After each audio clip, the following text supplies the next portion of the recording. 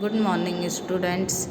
Class 7th सी chapter number 10 कर्म।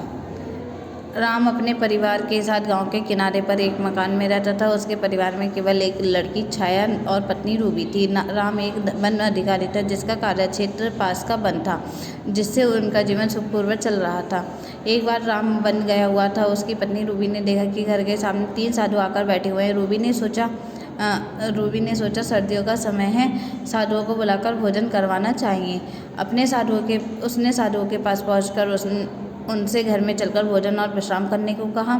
एक साधु ने रूबी से पूछा, तुम्हारे घर पर कौन कौन है? रूबी बोली, मेरे पति वनाधिकारी हैं, बेबाहर हैं और घर केवल मेरी बेटी ही है। साधु बोले, पुत्री, हम तुम्हारे पति की अनुपस्थिति में घर में प्रवेश नहीं कर सकते। जब तुम्हारे पति घर लौट आएंगे तभी हम तुम्हारे घर में प्रवेश करेंगे। साधु की बातों को सुनकर रूबी अपने घर में वापस लौट आई।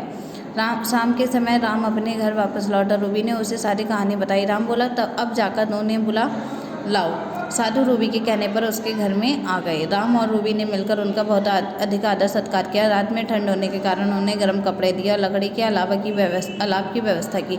उनके आदर सत्कार को देखकर साधु बहुत प्रसन्न हुए। रात को सोते समय राम ने साधुओं के कमरे में झांककर देखा कि उन्हें किसी वस्तु की आवश्यकता नहीं है। उसने देखा कि साधु अपने बालों में जटाओं में सोने की मोहरें निकालकर उन्हें अपने बिस्तरों के नीचे रख रहे हैं। राम समझ गया कि अवश्य ही कोई गलत व्यक्ति है।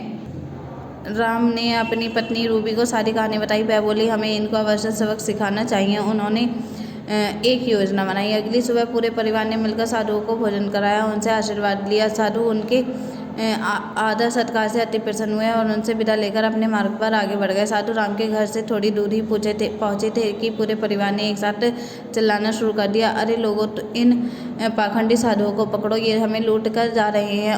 उनकी चीख पुकार सुनकर आसपास के खेतों में काम कर रहे लोगों ने उन्हें पकड़ लिया। साधुओं ने कहा, पुत्र, क्या हो गया? राम बोला, यदि मुझे पता होता कि तुम सब इतने पाखंडी हो तो मैं तुम्हें अपने यहाँ ठहराता ही नहीं। कुछ समय पूर्व तक चरण वंदना करने वाला व्यक्ति इतनी जल्दी बदल जाएगा, साधुओं को ये आशा नहीं थी। वह हैरान परेशान से राम और उनके परिवार की ओर देख रहे थे। राम बोला, अरे पापियों, अब तो निकाल दो उस पाप की पूंजी को, कहाँ छिपा कर रखा है? साधु बोले, हम तुम्हारी बात समझे नहीं, तुम क्या कहने चाहते हो? साफ साफ बताओ। साधु बोला, लोगों, इन तीनों की तलाशी लो, इन्होंने मेरे जीवन की समस्त पूंजी को चुरा लिया है। लोगों ने साधुओं को कसकर पकड़ लिया। राम ने तलाशी लेने का नाटक करते हुए साधुओं की धोती से देखना आरंभ किया। उसने उनकी जटाओं में बंधी सोने की मोहरों को निकाल लिया।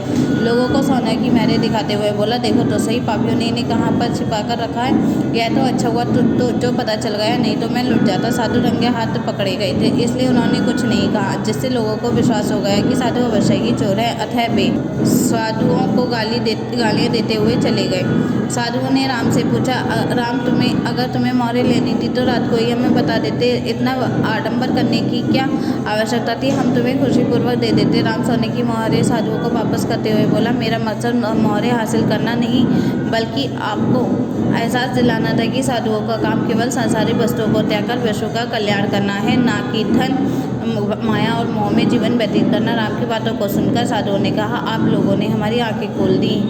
तीनों साधु सोने की मोहरों को मंदिर में दान करके वन चले गए। शिक्षा, हमें कर्म प्रधान होना चाहिए।